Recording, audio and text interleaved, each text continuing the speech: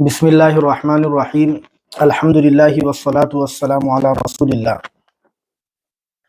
اللہ تعالیٰ کی توفیق سے آج پھر ہم 10 اہم اور ضروری سوالوں کے جوابات لے کر آپ کی خدمت میں حاضر ہیں، اور میں سمجھتا ہوں کہ ان میں کئی سوال بلکہ سب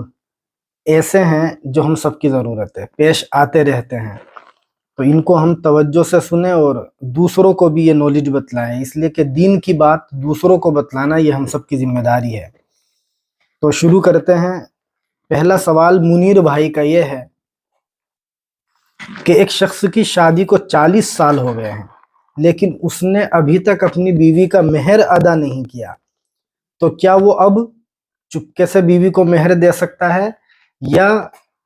کچھ لوگوں کی دعوت کر کے ان سب کے سامنے بیوی کا مہر دینا ضروری ہے؟ دیکھیے گا، سب سے پہلے تو ہم یہ سمجھیں کہ مہر کی ادائیگی کے سلسلے میں اسلام کا حکم کیا ہے۔ قرآن کریم میں ایک سورۃ سورہ نساء، اس کی آیت نمبر 4 میں اللہ تعالیٰ نے ارشاد فرمایا آتوا النساء صدقاتہن نحلا، کہ تم لوگ بیویوں کا مہر دل کی خوشی سے ادا کر دیا کرو۔ اس آیت کی تفسیر میں علماء نے لکھا ہے کہ افضل طریقہ،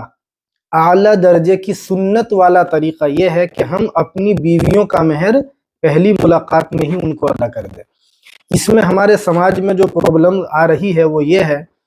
کہ ناک اونچی کرنے کے لیے، 4 آدمیوں کی واہ واہی لوٹنے کے لیے نکاح کی مجلس میں لاکھوں لاکھوں روپیے ہم متعین کروا لیتے ہیں اور پھر زندگی گزر جاتی ہے، بیویوں کو مہر نہیں دیتے، اور بعض احمق لوگ تو بیویوں کا مہر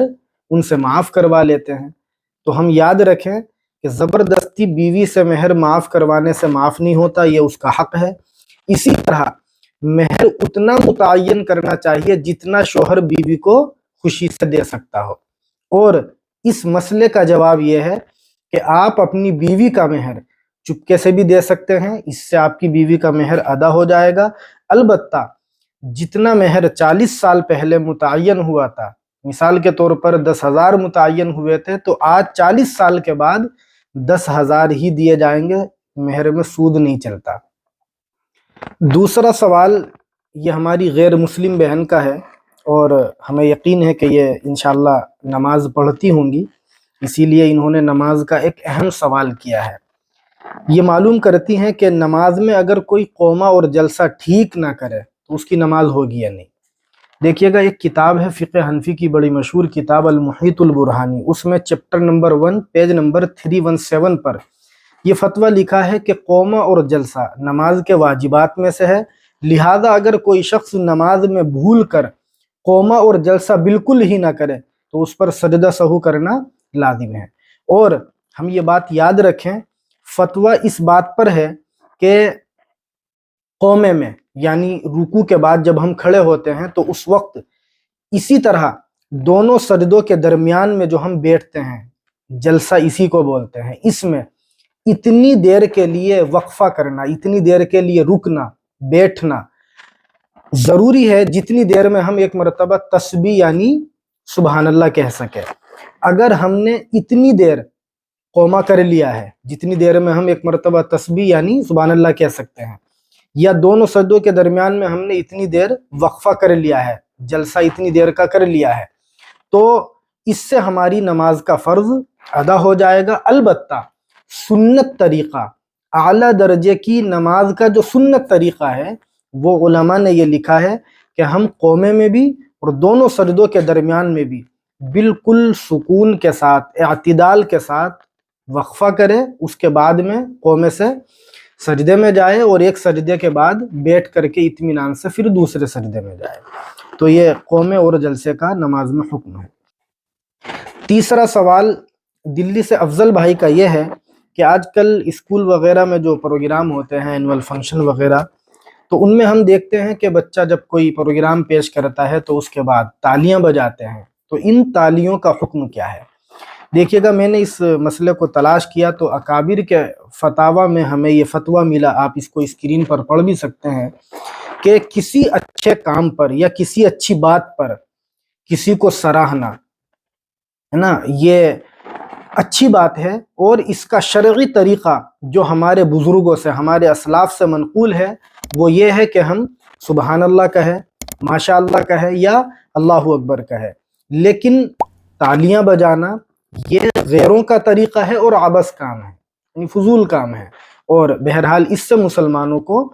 بچنا چاہیے، اس لیے کہ اس میں غیروں کی مشابہت لازم آتی ہے. افسوس یہ ہے کہ آج کل تو بہت سارے مدرسوں کے پروگراموں میں بھی ہم دیکھتے ہیں کہ یہ کام ہونے لگا، اور اس سے مدرسے والوں کو بھی اور اسکول والوں کو بھی، اگر وہ مسلمان ہیں تو بہرحال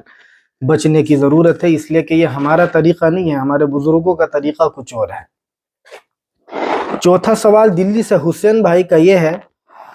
کہ اللہ کے نبی صلی اللہ علیہ وسلم کا نام مبارک سننے کے بعد انگوٹھے کو چومنا، اسی طرح اذان کے وقت میں اشہد ان محمد رسول اللہ سننے کے بعد انگوٹھوں کو چومنا اور پھر ان کو آنکھوں پر لگانا، یہ کہیں سے ثابت ہے یا نہیں ہے؟ دیکھیے گا، دارالفتاء دارالعلوم دیوبند کا اس سلسلے میں جو فتویٰ ہے وہ یہ ہے، اور یہ فتویٰ نمبر ہے 62410 نمبر کا، کہ اللہ کے نبی صلی اللہ علیہ وسلم ہمارے لیے دنیا کے تمام انسانوں سے زیادہ قابل احترام ہے، اور آپ کا نام مبارک سننے کے بعد میں صلی اللہ علیہ وسلم کہنا، درود شریف کہنا، یہ ہمارے لیے ثواب کا کام ہے، پڑھنا چاہیے. لیکن انگوٹھے چومنا اور پھر انگوٹھوں کو چوم کر کے آنکھوں پر لگانا، یہ کہیں سے ثابت نہیں ہے، اور جو چیز ثابت نہ ہو اس سے مسلمانوں کو بچنا چاہیے. اس سلسلے میں ہو سکتا ہے کسی کو یہ بات ہماری بری لگے، تو میں ریفرنس کے ساتھ بات کروں اور بتلاؤں آپ حضرات کو کہ علامہ شامی رحمۃ اللہ علیہ نے جو فتوے کی بہت مشہور کتاب ہے، اس میں انہوں نے جلد 2 صفحہ نمبر 68 پر بڑے صاف صاف لفظوں میں لکھا ہے کہ اس سلسلے میں جو روایات کچھ لوگ پیش کرتے ہیں، زبردستی اس کو حدیث سے ثابت کرتے ہیں، تو انہوں نے لکھا ہے لا يصح شيء من هذا في المرفوع بل كله موضوع، کہ ایک بھی روایت اس سلسلے میں صحیح ثابت نہیں ہے، جو بیان کرتے ہیں وہ سب من گھڑت روایات ہیں. تو بہرحال ہمیں اس سے بچنا چاہیے، کیونکہ یہ عمل ثابت نہیں ہے. آپ علیہ السلام کا جو مقام اور جو مرتبہ ہے وہ اپنی جگہ، اور آپ کے نام کو سننے کے بعد میں درود شریف پڑھنا جو ہے وہ ایک کار ثواب ہے، مگر ایک شریعت کی حد میں رہ کر کے ہمیں کام کرنا ہے، اور ہم کوئی بھی من گھڑت کام اس لیے نہ کریں کہ یہ کام شریعت سے ثابت نہیں ہے. پانچواں سوال ایک بہن کا یہ ہے کہ نماز فجر کے فوراً بعد سورج نکلنے سے پہلے اگر ٹائم ہو تو کیا ہم اس ٹائم میں قضا نماز پڑھ سکتے ہیں؟ تو دیکھیے گا، ایک کتاب ہے بہت مشہور فقہ حنفی کی، تبیین الحقائق، اس میں جلد 1 صفحہ 232 پر یہ لکھا ہے کہ یکرہ التنفل بعد صلاة الفجر والعصر لا عن قضاء فائتۃ، کہ نماز فجر کے بعد طلوع آفتاب سے پہلے اگر ہم قضا نماز پڑھنا چاہیں تو پڑھ سکتے ہیں، یہ عمل مکروہ نہیں ہے. چھٹا سوال انہی کا یہ ہے کہ کیا ناپاک عورت میت کو چھو سکتی ہے؟ یعنی مرنے کے بعد اگر عورت ناپاک ہو تو وہ اپنے شوہر کو یا کسی اور مردے کو ہاتھ لگا سکتی ہے، اس کی گنجائش ہے نہیں. دیکھیے گا، اس سلسلے میں دارالفتاء دارالعلوم دیوبند کا جو فتویٰ ہے وہ یہ ہے، اور یہ فتویٰ نمبر ہے 60457 نمبر کا، کہ شوہر کے مرنے کے بعد بیوی اپنے مرحوم شوہر کو ناپاکی کی حالت میں چھو سکتی ہے، اس کی گنجائش ہے، البتہ بلا ضرورت کے چھونے سے اس حالت میں ناپاکی کی احتیاط کرنی چاہیے اور بچنا چاہیے. ساتواں سوال انہی کا یہ ہے کہ میت کو غسل دیتے وقت دستانوں کا استعمال کرنا اور ہاتھوں پر کپڑا پہننا ضروری ہے یا نہیں؟ دیکھیے گا، فتوے کی مشہور کتاب ہے فتاوی شامی، اس میں علامہ شامی رحمۃ اللہ علیہ نے چیپٹر نمبر 3 اور پیج نمبر 87 پر لکھا ہے کہ ناف سے لے کر کے گھٹنوں تک جو میت کا بدن ہے اس کو بغیر دستانوں کے انسان کو نہیں چھونا چاہیے، اور دستانوں کے ذریعے سے ہی یا تو ہاتھوں پر کپڑا لگائے یا باضابطہ دستانے پہنے، پھر وہ میت کے اس حصے کو چھوئے. آٹھواں سوال ایک بہن کا یہ ہے، بلکہ یہ تو میری بہن کا سوال ہے، آج کل وہ عمرے سے آئی ہیں، تو آج ہی ان کا سر میں فون آیا اور وہ معلوم کر رہی تھی کہ ایسا بھی کوئی مسئلہ ہے کیا کہ عمرے سے واپسی کے بعد میں عورت کے لیے 40 دن تک گھر سے نکلنا جائز نہ ہو۔ تو بہرحال یہ خواہ مخواہ کی بات ہے، من گھڑت ہے، اور کہیں بھی اس بات کا حدیث میں یا کسی معتبر کتاب میں تذکرہ نہیں ہے۔ یہ عورتوں کے درمیان میں یہ بات خواہ مخواہ مشہور ہے، پتہ نہیں کس نے چلتی کی ہوگی۔ عورت کو بلا ضرورت کے گھر سے نہیں نکلنا چاہیے، اس میں عمرے سے واپسی کے بعد کی کیا قید ہے؟ اگر ضرورت ہو تو وہ نکل سکتی ہے۔ اور جو عورتیں اس قسم کی باتیں، بلکہ عورتوں کو ہی کیا کہیں، مردوں کو بھی ہم کہیں گے، خواہ مخواہ کی باتیں ہم جو شریعت کے سلسلے میں کہہ دیتے ہیں، اس سے ہم مسلمانوں کو بچنے کی سخت ضرورت ہے۔ شریعت ہمارے گھر کی جاگیر نہیں ہے کہ ہم اس میں جو چاہے کہہ دیں۔ نواں سوال آسام سے صدر الدین صاحب کا یہ ہے کہ کبھی کبھی ایسا ہوتا ہے کہ ہم جب غسل کر لیتے ہیں اور ابھی باتھ روم میں ہوتے ہیں تو ہمیں ایسا لگتا ہے کہ شاید ہمارے پیشاب کا کوئی قطرہ نکل گیا ہے، تو کیا ایسا محسوس ہونے کے بعد ہمیں دوبارہ غسل کے فرائض ادا کرنے چاہیے، دوبارہ نئے طریقے سے غسل کرنا چاہیے، یا صرف استنجا وغیرہ کر لینا کافی ہے؟ تو دیکھیے گا، یہ مسئلہ ہم خود بھی سمجھ سکتے ہیں کہ ایک مرتبہ جب ہم نے فرض ادا کر لیا، یعنی نہانے کے جو فرائض ہے غسل کے وہ ادا کر لیے، اس کے بعد میں ہمیں ایسا محسوس ہوا یا حقیقت میں پیشاب ہمارا نکل گیا یا ہم نے کر لیا، تو اب دوبارہ نئے طریقے سے غسل کرنے کی ضرورت نہیں ہے۔ البتہ استنجا کر لیں ہم، اور اس کے بعد اگر نماز یا قرآن وغیرہ پڑھنا ہے تو وضو بھی کر لیں، دوبارہ غسل کرنے کی ضرورت نہیں ہے۔